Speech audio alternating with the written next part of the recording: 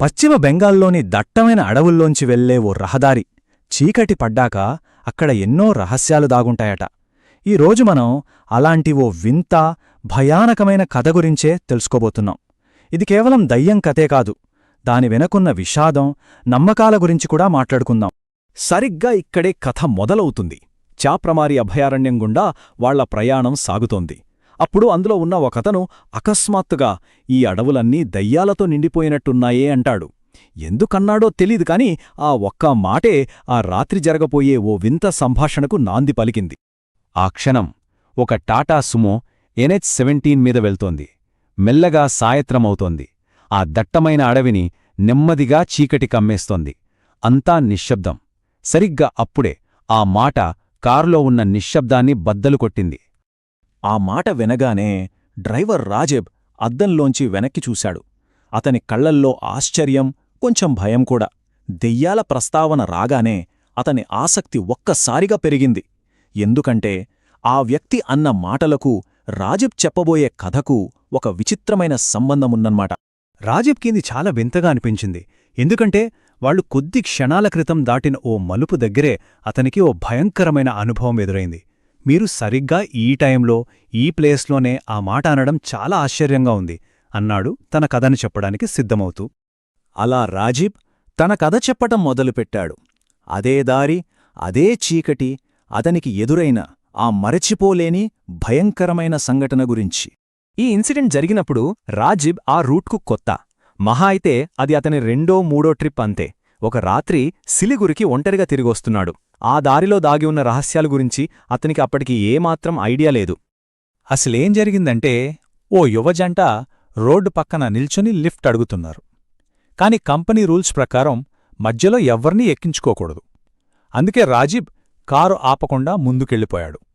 కాని కొంచెం దూరం వెళ్ళాక మనస్సు పీకింది. అమ్మో, ఈ టైంలో దట్టమైన అడవిలో వాళ్లనిలా వదిలేయడం సరేనా అనుకున్నాడు. జాలితో కారు వెనక్కి తిప్పాడు.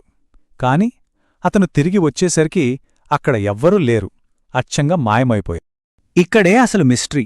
ఆ జంట ఎక్కడికి మాయమైపోయింది? అతను కారు యూటర్న్ తీసుకుని రావడానికి పట్టిన కొద్ది క్షణాల్లో ఒక్క వెహికల్ కూడా అటుగా వెళ్లలేదు. రోడ్డుకు రెండు పక్కలా దట్టమైన అడవి. అంత స్పీడ్గా అందులోకి వెళ్ళిపోవడం అసాధ్యం. మరి ఆ జంటేమైంది? గాల్లో కలిసిపోయిందా? ఆ క్షణంలో రాజేబ్కి భయంతో వళ్లంతా జలధరించింది. అక్కడ ఏదో తేడాగా ఉందని గ్రహించి ఒక్క సెకండ్ కూడా ఆగలేదు. ఎక్కడా బ్రేక్ వెయ్యకుండా కారును స్పీడ్గా నడుపుకుంటూ నేరుగా సిలిగురి గ్యారేజ్కే పోనిచ్చాడు. గ్యారేజ్కి చేరాడు.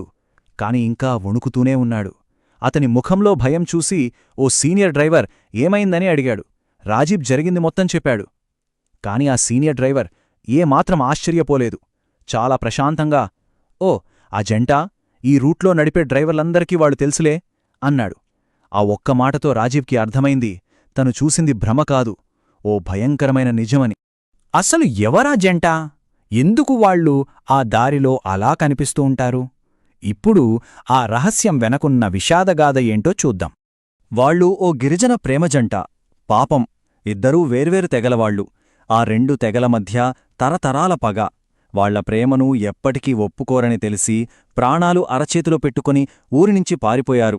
ఎలాగైనా సిటీకి వెళ్లి కొత్త జీవితం మొదలుపెట్టాలని ఆశపడ్డారు. అది జరిగి సుమారు 10-12 ఏళ్లయ్యుంటుంది. ఆ భయంకరమైన రాత్రి వాళ్లు గంటల తరబడి హైవేపై లిఫ్ట్ కోసం ఎదురుచూశారు. చివరికి ఓ ట్రక్ ఆగింది. బ్రతికిపోయామనుకున్నారు. కాని అదే వాళ్ల చివరి ప్రయాణమవుతుందని ఊహించలేకపోయారు. వాళ్లనెక్కించుకున్న వాళ్లే దారుణంగా హత్యచేశారు. కొన్ని రోజుల తర్వాత వాళ్ల డెడ్ బాడీస్ అదే రోడ్డు పక్కన దొరికాయి. అప్పటినుంచి వాళ్ల ఆత్మలు తమ ప్రయాణాన్ని పూర్తి చేయడానికి అదే చోట ఎదురుచూస్తూనే ఉన్నాయని అక్కడివాళ్లు గట్టిగా నమ్ముతారు. ఈ ఒక్క కథే కాదు, ప్రపంచవ్యాప్తంగా ఇలాంటి కథలు చాలానే ఉన్నాయి. రోడ్ల పక్కన కనిపించి మాయమైపోయే ఆత్మల కథలు. ఫోక్లోర్లో వీటిని ఫాంటమ్ హిచ్హైకర్ అని పిలుస్తారు. ఫాంటమ్ హిచ్హైకర్ అంటే ఏంటంటే, రోడ్లమీద అకస్మాత్తుగా ప్రత్యక్షమై లిఫ్ట్ అడిగి ఆ తర్వాత సడన్గా మాయమైపోయే ఆత్మలన్మాట. ఈ జానపద కథల ప్రకారం ఈ ఆత్మలు తాము చనిపోయామన్న నిజాన్ని జీర్ణించుకోలేక తమ జీవితంలోని ఆ చివరి క్షణాలనే పదే పదే రిపీట్ చేస్తూ ఉంటాయట. సాధారణంగా ఇలా రోడ్డు పక్కన కనిపించే ఆత్మల్లో 2 రకాలుంటాయట. మొదటి రకం తమ బాధలో ఉండిపోతాయి. ఎవరికీ హాని చేయకుండా తమ విషాదాన్నే మళ్లీ మళ్లీ బతుకుతూ ఉంటాయి. కునియామోర్ జంట బహుశా ఈ కోవకే చెంది ఉండొచ్చు. కాని రెండో రకమాత్మలు మాత్రం చాలా ప్రమాదకరమైనవి. ప్రయాణికులకు హాని తలపెట్టడానికే కాచుకునుంటాయట. చివరిగా ఒక ప్రశ్న. మరి కునియామోర్ దగ్గర కనిపించే ఆ జంట కేవలం తమ విషాదంలో చిక్కుకుపోయిన అమాయక ఆత్మలా, లేకపోతే తాము చేరుకోలేకపోయిన గమ్యం కోసం తమకు జరిగిన అన్యాయానికి న్యాయం జరగాలని ఇప్పటికీ ఆ దారిలోనే ఎదురుచూస్తున్నాయా?